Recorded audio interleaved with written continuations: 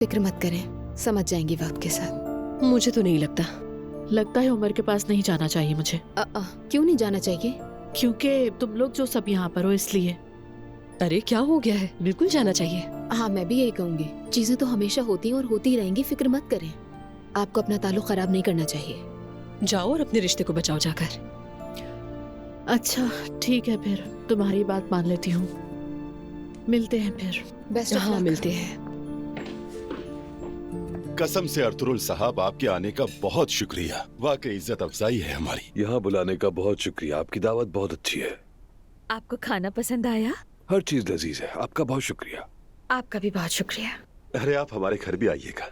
देखे ना, बच्चों की भी आपस में बड़ी अच्छी दोस्ती है। जी हाँ, मैते भी बहुत अच्छा लड़का है। मैं सच कहूंगी आपसे, हमें भी मेहर बहुत अजीज है। मेहर तो हमारे लिए बेटी जैसी है ना लैला? बिल्कुल। आपने बेटी की बहुत अच्छी तरबियत की है, माशाल्लाह। शुक्रिया। अब आप सबने हमारे घर आना है। जी जी जरूर। कल तो हम बिल्कुल फ्री हैं अर्तुरुल साहब। अगर आप भी फ्री हैं तो क्या कहती हो लैला?